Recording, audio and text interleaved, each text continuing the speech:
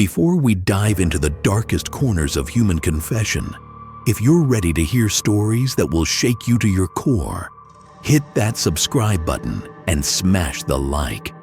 These aren't just stories.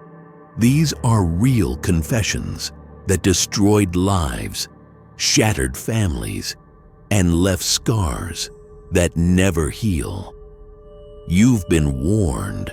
Some secrets are meant to stay buried. Some confessions should never see the light of day.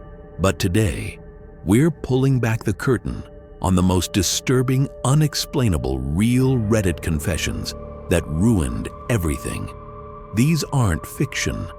These aren't exaggerated for effect. These are the raw, unfiltered truths that people carried alone until they couldn't anymore. The first story starts with something simple: a Wi-Fi password. Seems harmless, right? But what it unleashed was beyond anything anyone could have predicted. This confession came from someone who lived in an apartment building, just trying to get through their days like anyone else.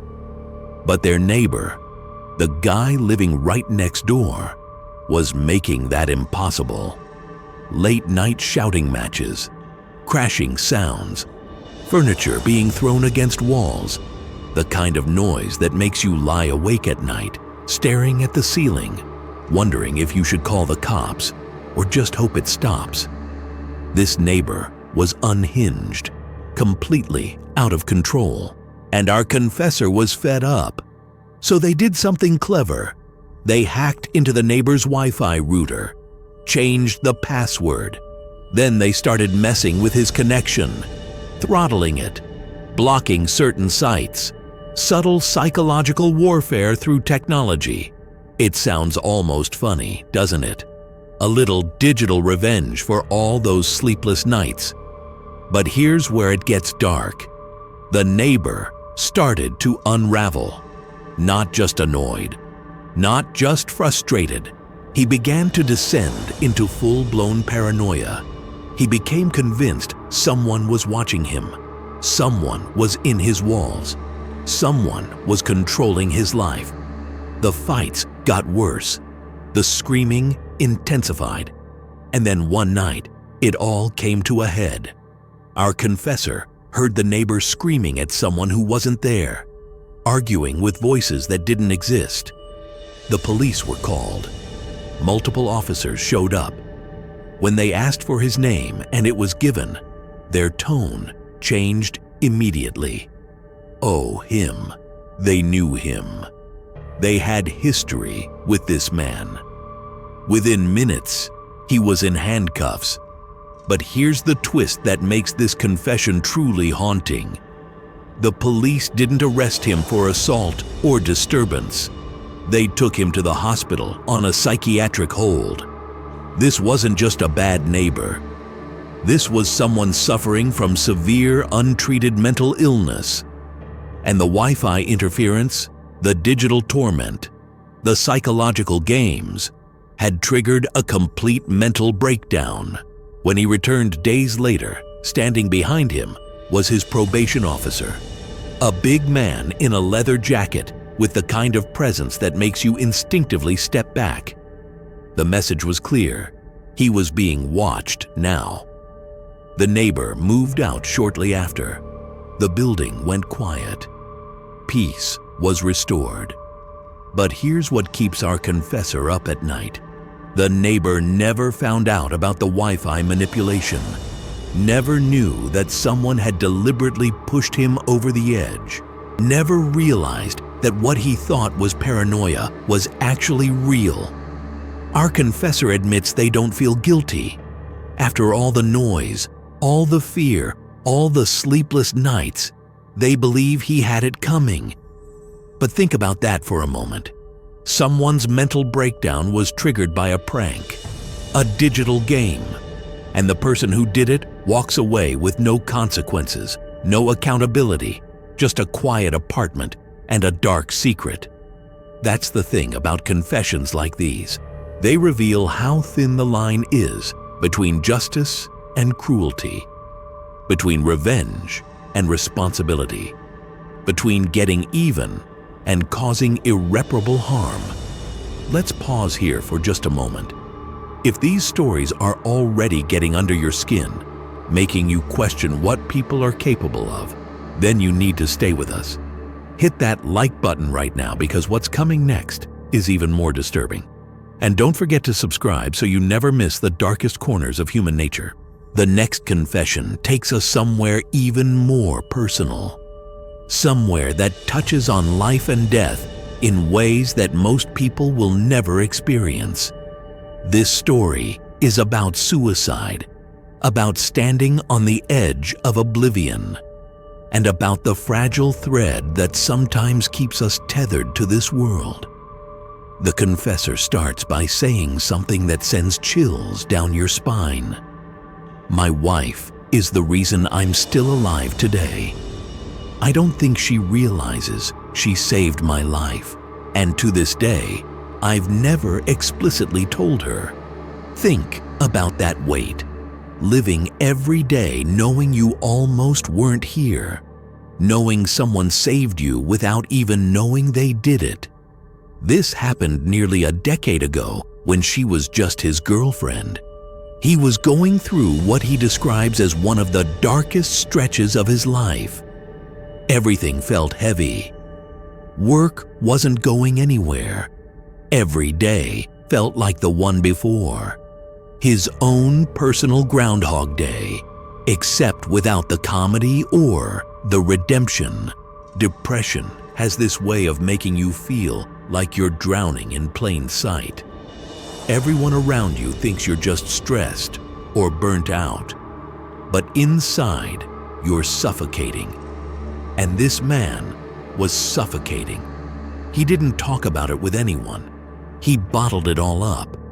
He thought handling it himself was strength, when really it was the most dangerous thing he could do. One night, he got in his car and just started driving. No destination, no plan, just an overwhelming urge to escape his life. Eventually, he ended up at a bridge on the outskirts of town. Looking back, he can't even say if he had a real intention of jumping. Maybe he did. Maybe he just wanted to scare himself into feeling alive. Or maybe he just wanted to sit there staring into the void, letting the thought linger. And that's what he did. He parked his car, turned the engine off, turned the lights off, and sat there in silence with his thoughts for 30 minutes. He didn't move. He stared out into the dark, thinking some of the worst thoughts he'd ever had. Thoughts that, when he recounts them, still make him shudder today. It felt like he was getting closer and closer to decision-making time. The kind of decision you can't take back. The kind that ends everything. And that's when his phone chimed. A text from his girlfriend. Something simple and normal. "Are you working overtime tonight? When should I have your dinner ready?" That was it. 2 simple questions about dinner, about routine, about the assumption that he would come home like he always did.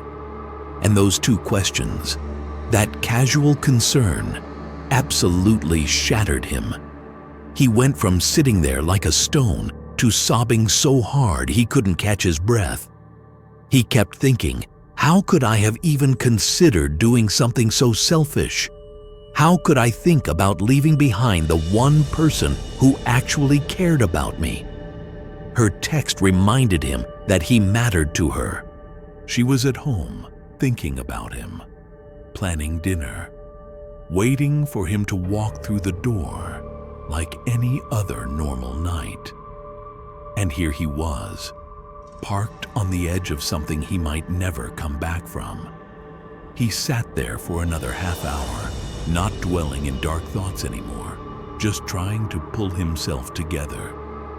Eventually, he drove home. When he walked in, there she was, smiling at him like nothing was wrong. Dinner was on the table. Pork chops, veggies, and rice. He says he's never had food taste so delicious, not because of the meal itself, but because of what it meant. That plate wasn't just supper. It was proof that someone loved him enough to want him home. He remembers hugging her like he'd never hugged anyone before. He couldn't stop holding her. She had no idea why, but that night, that hug was his way of silently saying thank you for saving me. Life moved on from there. A few years later, he proposed.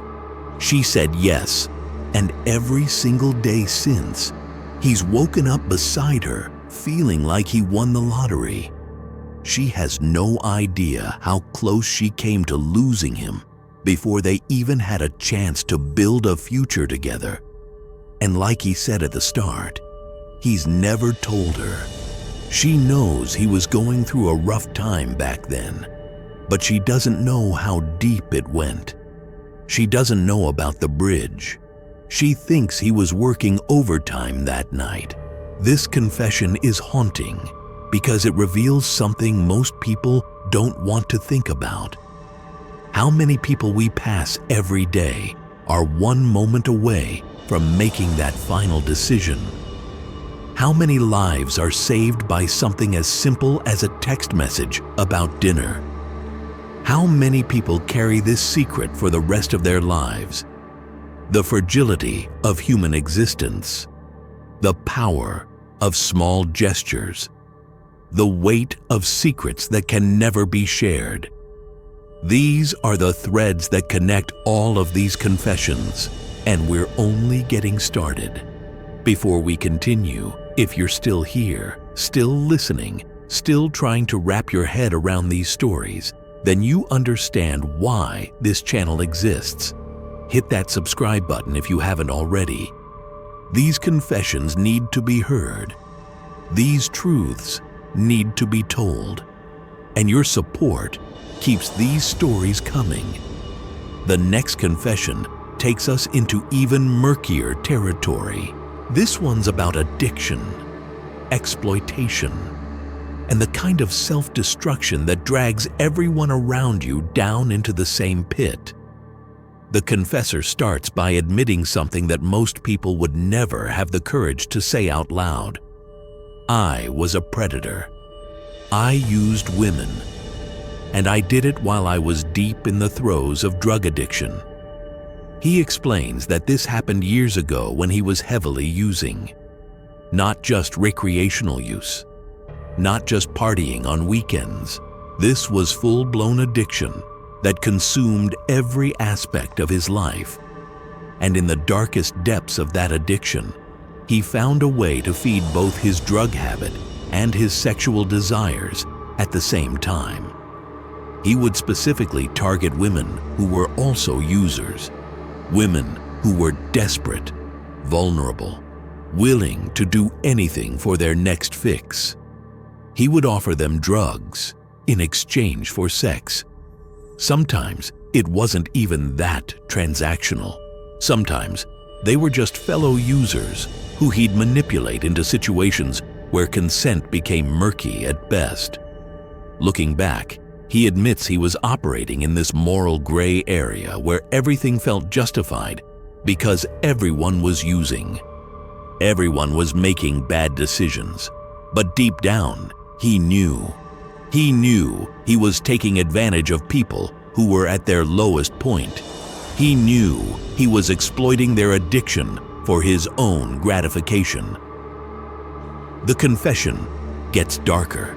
He talks about his younger sister, who also got caught up in drugs. She was arrested during this period, and while he doesn't explicitly say it, the implication hangs heavy in the air. Was he part of the culture that led her down that path? Did his behavior normalize the exploitation she would later experience herself? Then comes the night that changed everything. He was with a woman named Mary. They were both high, both out of their minds on whatever cocktail of substances they'd consumed. He remembers very little of that night. Just fragments. pieces of memory that don't quite connect. But what he does remember is waking up in a hospital days later. The doctors told him he'd suffered a severe head injury. They'd had to drill a hole in his skull to relieve the pressure. His ribs were broken. His hand was shattered and never healed correctly. And on top of all the physical trauma, he was going through withdrawal from all the drugs in his system. When the police came to interview him, he refused to answer any questions. Not because he was protecting anyone, not because he had something to hide, but because in that moment, lying in that hospital bed, he genuinely didn't know what had happened. And then they asked him if he knew that Mary had been assaulted as well. That's when the full horror of the situation crashed over him. While he'd been unconscious, Mary had been violently raped. She'd been beaten, her face swollen and bruised beyond recognition. And he admits, with a shame that still haunts him, that until that moment, he'd never even considered what happened to her. He'd been so consumed with his own pain, his own situation, that her fate hadn't crossed his mind. The police showed him pictures of Mary's face. That's when he cried like a child. That's when the guilt finally broke through all the layers of addiction and self-centeredness. Not even his sister's arrest had been enough to make him realize what he'd become.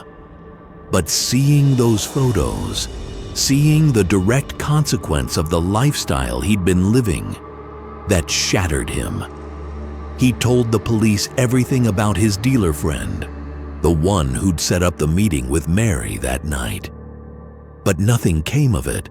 The dealer kept his mouth shut. When they raided his home, they only found a little weed. No money, no guns, no heavy drugs. He got a slap on the wrist. No justice, no accountability. Just another predator walking free. The confessor cleaned up after that. He's been drug-free for over 5 years now. But Mary, last he heard, is still a heavy user. His sister got clean and went to college, but she's had a string of abusive boyfriends. And he knows, deep in his core, that's probably his fault. He was her big brother. He taught her that men only wanted her for sex, and she's had a hard time unlearning that lesson. The other women he exploited during those years, he barely remembers. Their faces, their names, their stories, all lost in the haze of addiction. And he admits, with brutal honesty, that he's too much of a coward to try and track them down. What would he even say? How do you apologize for being the worst version of yourself? How do you make amends for damage that can never be undone? This confession sits heavy because it forces us to confront an uncomfortable truth. Addiction doesn't just destroy the addict. It creates ripples of destruction that spread outward, touching everyone in its path. And sometimes the people who survive, who get clean, who rebuild their lives, they have to carry the weight of knowing who they were in those dark years. We're going to take a brief pause here. If you've made it this far, if you're still processing these heavy truths, I want you to do something. Leave a comment below. Tell me, have you ever known someone whose addiction destroyed not just their life, but the lives of everyone around them? Have you been that person? Or have you been one of the victims? Your stories matter. Your experiences matter. And this community exists because we're willing to face these dark truths together. And while you're down there, hit that like button. These confessions deserve to be heard. They deserve to be acknowledged. And your engagement ensures that more people hear these stories. More people understand the darkness that exists in human nature. And maybe just maybe, someone who needs to hear these words will find them. The next confession shifts gears slightly, but maintains that same heavy weight of irrevocable consequences. This one's about deception on a scale that most people can't even imagine. It's about a man who lied to a grieving son, and that lie gave comfort, but was built entirely on fiction. The story begins in a nursing home. Our confessor worked there as a caregiver. One of his residents was an elderly woman, someone he saw every day, helped with meals, medication, all the small tasks that keep life moving forward in those final years. But here's the thing, he never really knew her. Not her history, not her family, not the full scope of who she'd been before age and illness brought her to that place. When she died, her son called. He was devastated, emotional, desperate for any connection to his mother's final days.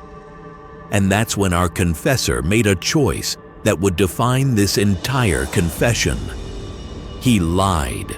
He created an entire fictional relationship with this woman.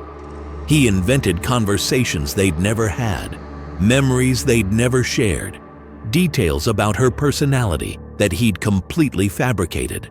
Why? Because the son needed comfort. Because the truth that his mother had spent her final years largely alone and unremarkable seemed too cruel. So our confessor wove this elaborate tapestry of lies, each one designed to give this grieving man peace. He told him about board games she loved, TV shows she watched, how she talked about him constantly, how proud she was of his military service. The son ate it up. He was sobbing, grateful beyond measure for these glimpses into his mother's final days. He asked question after question, and our confessor answered every single one with more fabrications. He invented her political views, her favorite foods, her love of therapy dogs that visited the home. All of it fiction, all of it designed to ease a son's pain. And here's where the confession gets truly complicated. Was this cruel? Was this kind? On one hand, he gave a grieving man comfort during the worst moment of his life. On the other hand, everything that man believes about his mother's final years is a lie. Those precious memories he'll carry forever, they never happened. The son talked about his own complicated history with his mother. He'd been adopted. His biological brother had been killed in war, which had devastated both parents. His father died of a heart attack shortly after, and the mother blamed the father for encouraging their son to enlist. Then, our confessor also enlisted, which caused a massive falling out. There was guilt, regret, years of distance that he never managed to bridge, and now she was gone, and he'd never get that chance. So when our confessor told him, "She loved you, she missed you, she was so proud of you," those words were everything this man needed to hear, even if they were lies. The confession ends with our confessor admitting he's not sure if what he did was right or wrong. He gave comfort to someone in pain, but that comfort was built on deception. Those memories that will sustain this son through his grief are entirely fabricated, and he'll never know the truth. This is the kind of moral complexity that keeps people up at night.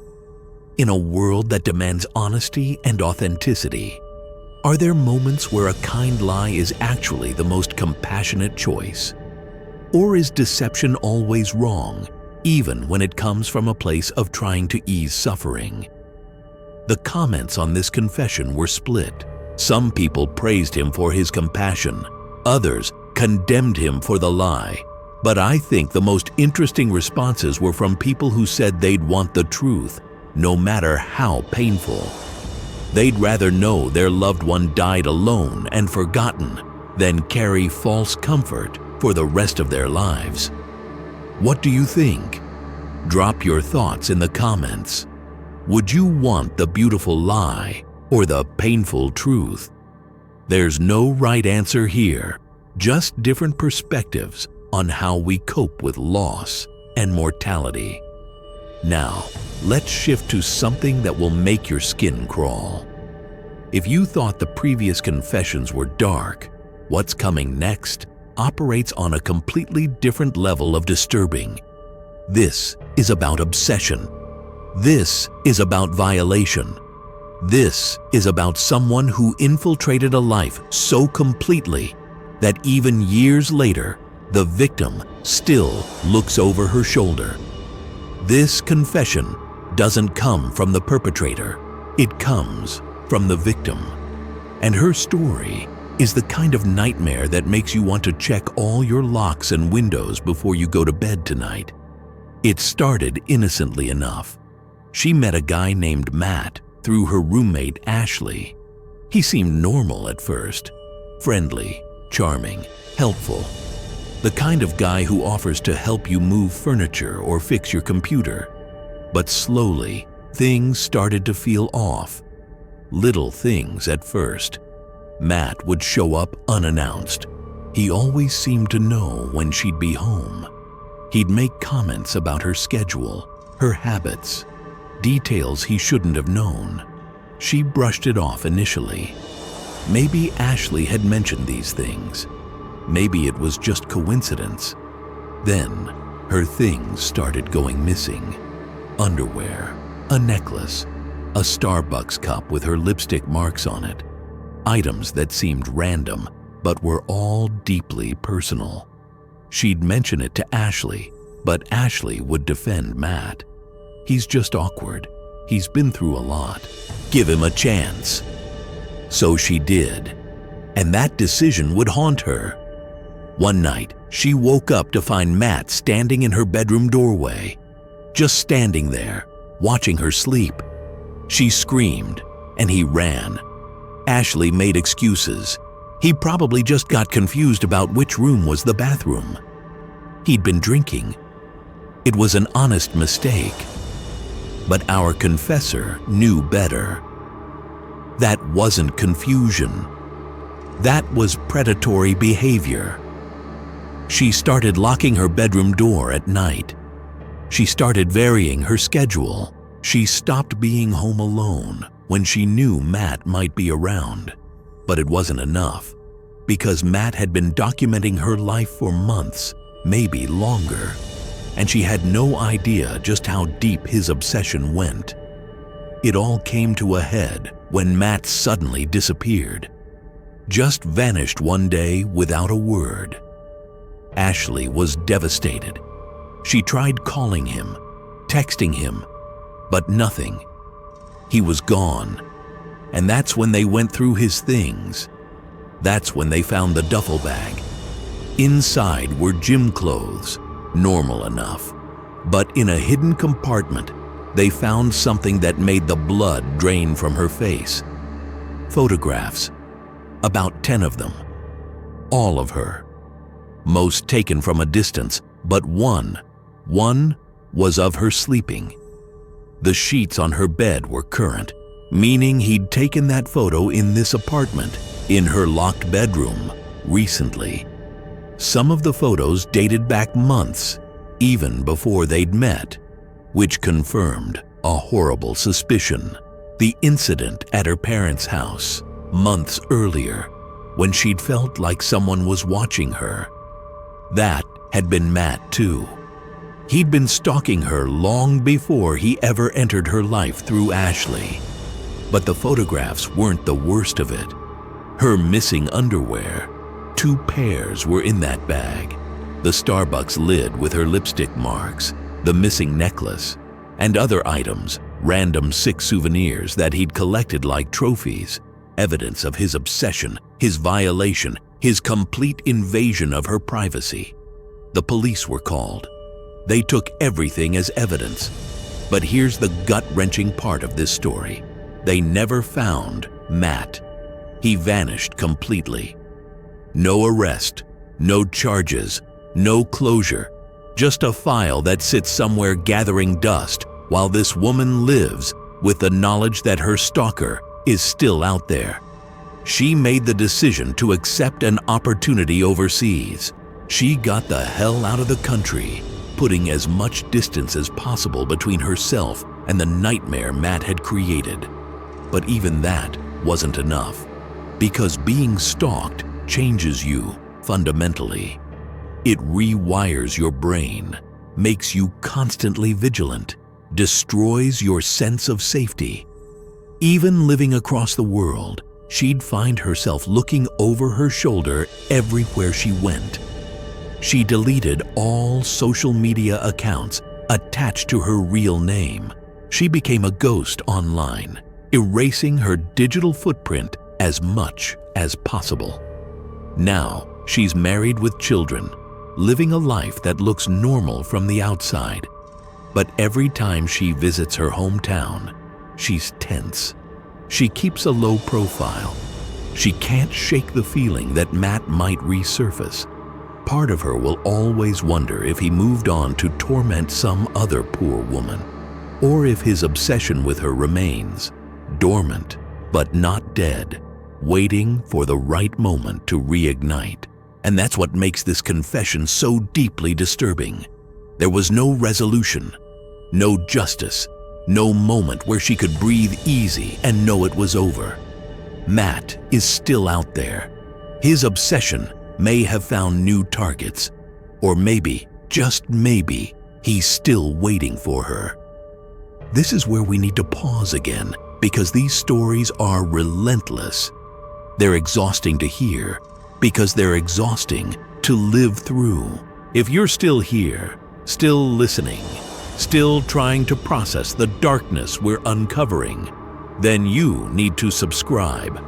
Hit that button right now. These stories matter. These confessions need to be told. And your support means more people will hear them. Let's talk about something that might hit even closer to home for some of you. Teachers. We trust them with our children. We assume they have our kids' best interests at heart.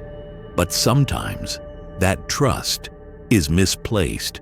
Sometimes the person standing at the front of the classroom is hiding something sinister beneath the surface. This confession comes from someone who was 14 years old at the time. She describes herself as rebellious, angry, pushing back against every authority figure in her life. A year earlier, she'd been caught with weed at school, which led to arrest, court-ordered NA meetings, and counseling. She thought she was untouchable. She thought she knew everything. One of her teachers seemed to take a special interest in her. He'd keep her after class sometimes to talk about her behavior, her potential, how she was wasting her life. At first, it seemed like he cared, like he was one of those dedicated teachers who goes above and beyond for troubled students. But slowly, his attention started to feel different. He'd compliment her appearance. He'd ask about her personal life in ways that felt too invasive. He'd find excuses to be alone with her.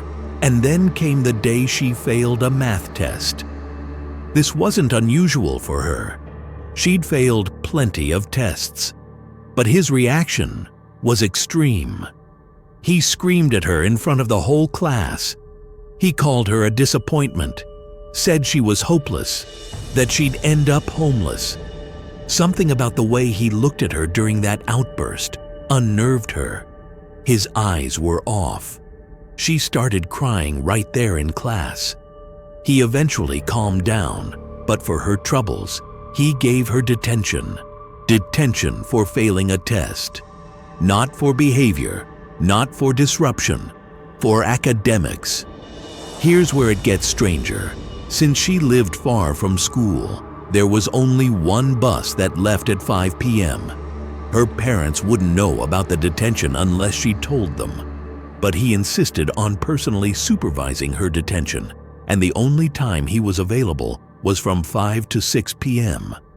That meant she'd miss her bus. That meant her parents would have to know.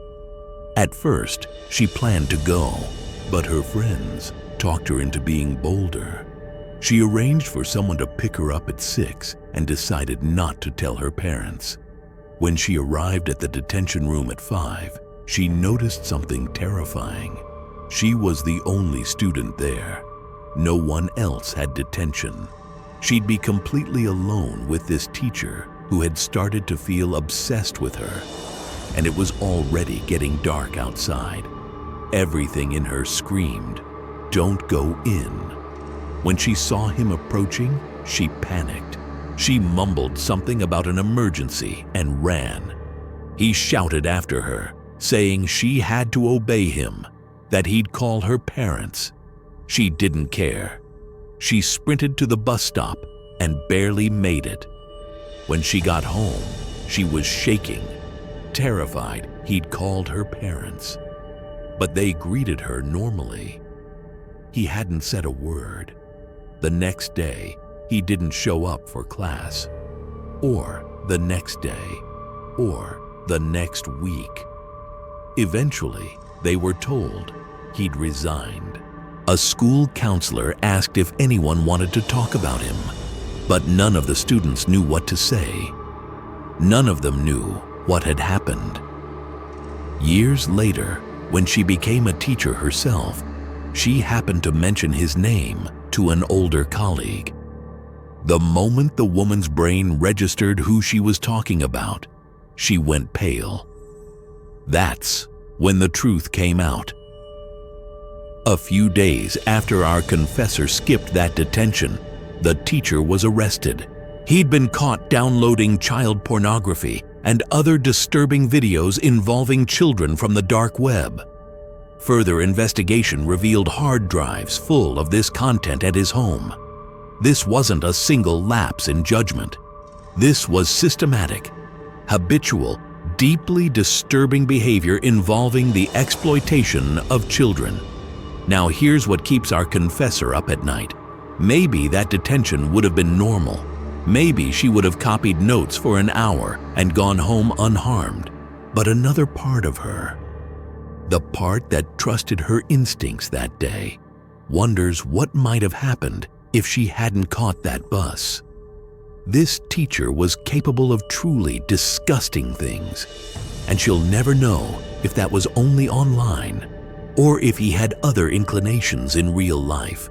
This confession reveals something terrifying about the world we live in. How many teachers, coaches, mentors, authority figures are hiding these tendencies? How many children have sat in classrooms completely unaware that the person teaching them geometry or history is harboring dark secrets? How many close calls happen every day that we'll never know about? The fact that this woman's gut instinct saved her from a situation that could have been so much worse is a testament to the importance of listening to that inner voice. That feeling of something being off, that sense that you're not safe. Those aren't paranoia. Those are your survival instincts trying to protect you. Before we continue, I want you to think about this. Have you ever had a moment where you listened to your gut and avoided something terrible? Or maybe you ignored that feeling and lived to regret it. Share your stories in the comments. These conversations matter. These experiences connect us. And sometimes, hearing that other people have felt what you felt makes the world feel a little less isolating. And don't forget to hit that like button. These confessions aren't easy to hear, but they're essential. They remind us that darkness exists, that predators hide in plain sight, and that sometimes, just sometimes, we get lucky enough to escape. The next confession we're diving into is about mental illness, but not in the way you might expect. This isn't someone confessing their own struggles. This is about witnessing someone else's complete psychological breakdown and being powerless to stop it. This is about an apartment manager named the Confessor who had a tenant named Andy. Andy was the perfect tenant. Quiet, clean, always paid rent on time, never caused trouble, never had complaints, just lived his life behind a closed door, and everyone was happy with that arrangement.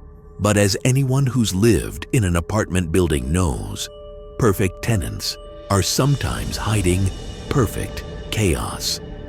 One night, another tenant named Joe came to the manager's door, clearly shaken. He reported that he could hear Andy arguing with someone in his apartment. Loud, aggressive shouting, furniture being thrown, the kind of domestic disturbance that makes you fear for someone's safety. Our confessor went to investigate. When Andy answered the door, he looked rough. His shirt was stained, his hair greasy and limp, and he smelled awful. The confessor glanced past him into the apartment. Total disaster zone, trash everywhere, stained carpet, overturned furniture. It looked like a crime scene. But when asked if everything was okay, Andy just grunted, said it was fine, and slammed the door. That should have been the moment to call the police. That should have been the moment to take action. But our confessor didn't. He just went back to his unit and went to bed. And that decision would haunt him. December rolled in, time to collect rent checks. Andy's didn't show up. This was unprecedented. He was always on time, always reliable. The confessor went to his unit to check on him, knocked several times. No response. He tried again later in the day, and that's when he heard it. Moaning. Low, pained groans coming from inside the apartment. This time, he didn't hesitate. He used his master key to open the door, and what he found inside, he describes as something he still can't forget. The smell hit first. Vomit, urine, feces, body odor. A stench so strong it made him gag. The walls were streaked with what looked like human waste. The apartment was even worse than before. Trash and filth covering every surface. He called out Andy's name. He dialed 911, and he knew the moaning was coming from the back room. He should have waited for the authorities. He could have walked out and waited, but morbid curiosity got the best of him. So he pushed forward into that back room. And what he saw is something that still gives him nightmares. Andy was naked, lying on the floor, covered in a pile of filthy clothes. He was covered in his own waste. Vomit soaked the carpet around him. But worse, he was covered in bites. Human bites. His arms and legs were raw, some wounds already infected.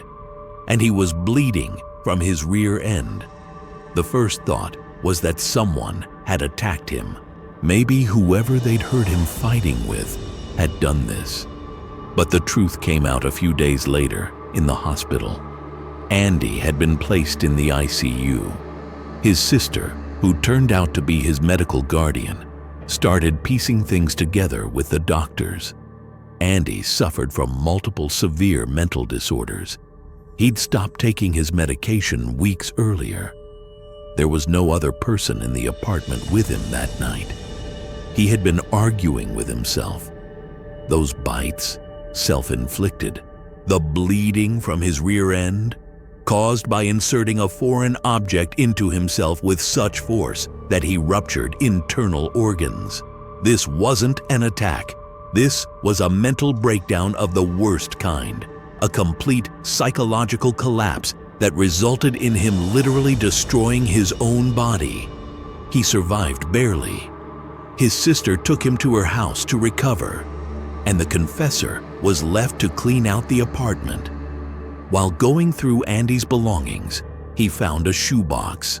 Inside were magazine cutouts, old family photos, and pictures of other residents in the complex. These pictures included the confessor himself. All of them had their eyes burned out with cigarettes. Some had X's marked over their mouths. This wasn't just mental illness. This was evidence of delusion, of paranoia, of a mind that had been deteriorating for who knows how long. Our confessor never spoke to Andy after that day. He hopes Andy is doing better, back on his medications, getting the help he needs. But he also hopes Andy never finds his way back to that complex, because that shoebox, those photographs, those burned out eyes, they tell a story of someone who was capable of anything. And mental illness, left untreated, can turn someone into a danger to themselves and potentially to others. This confession sits heavy because it forces us to confront our collective failure when it comes to mental health. Andy wasn't getting help. He'd stopped taking his medications. He was isolated, alone, spiraling, and no one intervened until it was almost too late. How many Andys are out there right now? How many people are suffering in silence, one missed pill away from complete psychological collapse? How many times do we ignore the warning signs until it's too late? The confessor admits he should have called the police that first night. He should have taken Joe's concerns more seriously. He should have done something sooner. But hindsight is always clearer than the moment. And in the moment, it's easier to hope that everything's fine than to confront the possibility that something's very, very wrong. We're reaching the final stretch of these confessions. If you've stayed with me this far, if you've listened to every dark story, every painful truth, every uncomfortable reality, then you deserve recognition. Leave a comment right now, just one word: survived, because that's what you've done. You've survived hearing these stories, just like the people who lived them survived experiencing them. And before we dive into the final confession, make sure you're subscribed. Hit that button.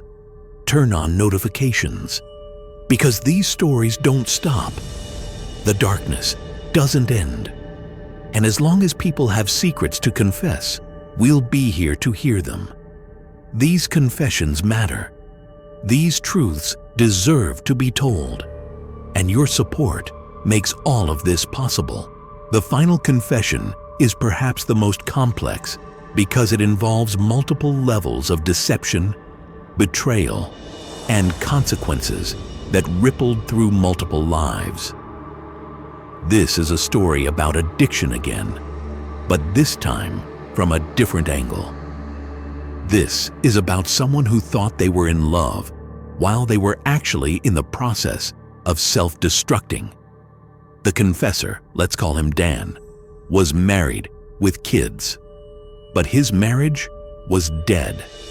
Emotionally, physically, spiritually, there was nothing left.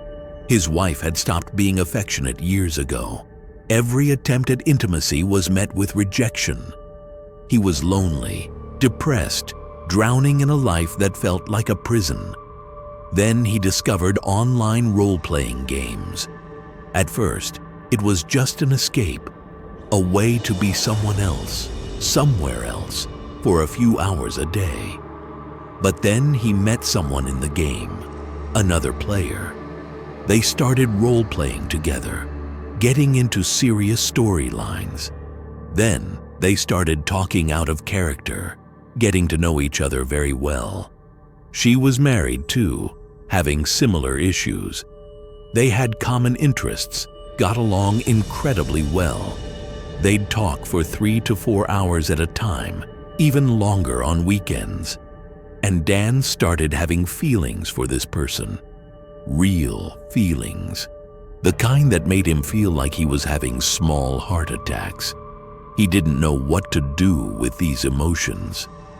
He'd been emotionally dead for so long that feeling anything was overwhelming. Emotionally, he skyrocketed out of his depression. He started listening to music, wanting to dance, feeling upbeat. His wife noticed, and they got into a huge fight. She was weirded out by his happiness, said it made her skin crawl. This led to 2 weeks of constant hell.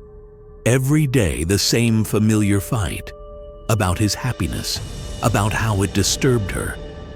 Then the woman from the game asked him to meet her in real life. He was at a breaking point, needed a vacation from the constant fighting, so he drove 3 hours to meet her at her family's ranch house. They had a private meal, talked, walked in the woods. He felt at peace for the first time in years. Night came. They were inside still talking. They got tired. There was a futon. They cuddled up, and one thing led to another. He describes the weekend as goddamn awesome, said he'd never felt like that with anyone. Everything was absolutely perfect. He didn't even feel guilt about cheating, and that should have been his first warning sign. Time came to go home. He'd been out of cell service range, so when he got back in range, his phone exploded with text messages. Mean, nasty messages from his wife. She'd sent his stuff to his mother's house. She was kicking him out, and all he could muster was a shrug. He didn't care. The marriage was over, and he knew it. Next 2 weeks were crazy. Couch surfing, not telling anyone about his weekend, wife calling to tear him into yet another piece. She told him she'd hooked up with another guy, but he wasn't sure he cared anymore. Then came another huge fight, and this is where the confession takes a turn into territory that's genuinely disturbing, because Dan's happiness, his escape, his perfect weekend, all of it was built while he was in an active addiction. He doesn't explicitly say what he was addicted to in this part of the confession, but the implication is clear. He wasn't thinking clearly. He wasn't making rational decisions. He was a man drowning who grabbed onto the nearest life raft without considering if it was actually safe. The woman he met, she was also struggling in her marriage, also looking for escape, and what they found in each other wasn't love. It was mutual enabling, 2 people so desperate for something different that they convinced themselves they'd found something real. But you can't build a genuine connection on a foundation of lies, cheating, and escapism. The confession doesn't have a neat ending. He doesn't say if they're still together, if he went back to his wife, if he got help for his addiction. It just ends with him acknowledging that everything that happened during that period was colored by his mental state, his substance use, his desperation, and that acknowledgement is perhaps the most honest part of the entire story. Because here's the hard truth that most people don't want to hear. We're often the worst judges of our own circumstances when we're in the middle of them.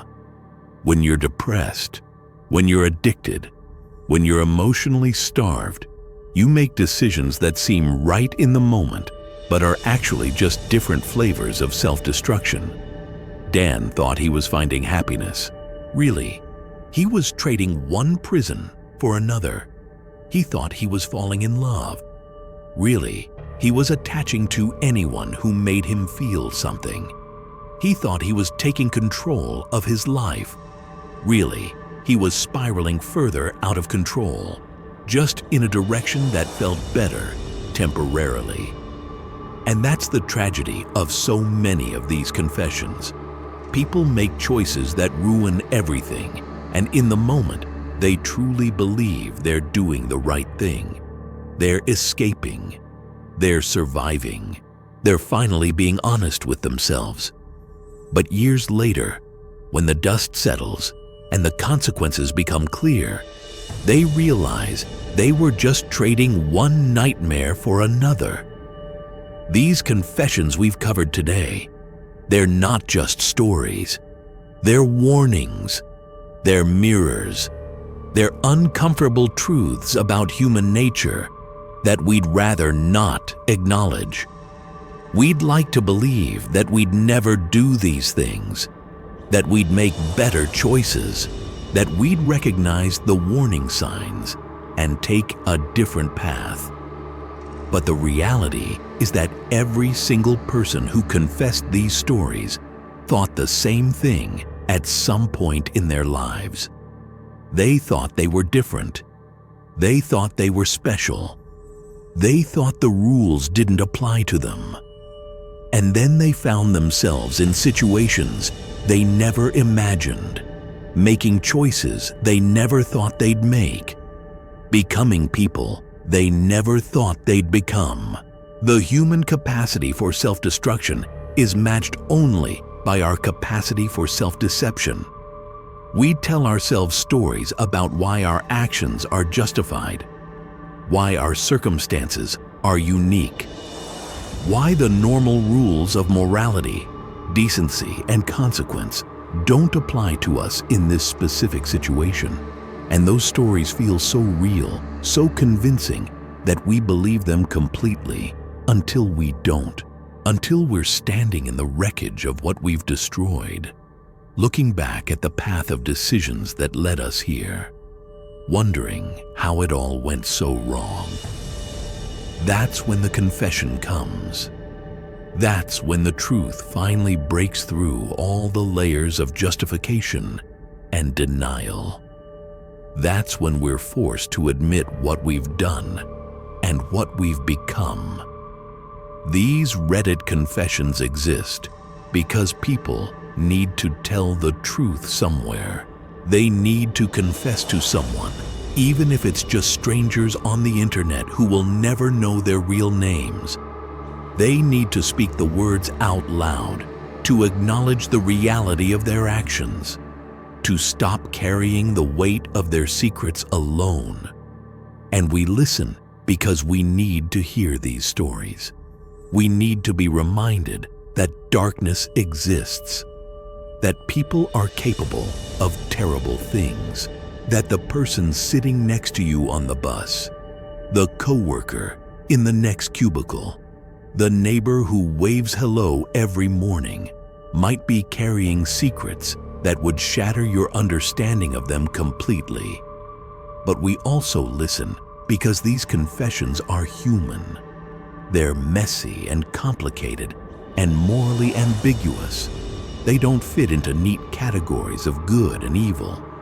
They exist in the gray areas where most of real life actually happens, where people make mistakes, where circumstances spiral out of control, where good intentions lead to terrible outcomes. And maybe, just maybe, by hearing these confessions, by understanding the paths that led to these moments, we can make better choices in our own lives. We can recognize the warning signs earlier. We can intervene before things reach the point of no return. We can be the text message about dinner that saves someone's life. We can be the friend who says no. This isn't right. You need help. That's why these stories matter. Not because they're entertaining, though they certainly are compelling. Not because we enjoy other people's suffering, though there's undoubtedly an element of morbid curiosity. But because they're real, they're true. They're windows into the darkest corners of human experience. And by shining a light into those corners, we make them a little less dark, a little less isolating, a little less impossible to escape. So thank you for staying with me through all of these confessions. Thank you for listening to these hard truths. Thank you for being willing to sit with the discomfort, the moral complexity, the uncomfortable reality that people are capable of both tremendous good and unimaginable harm, sometimes in the same breath.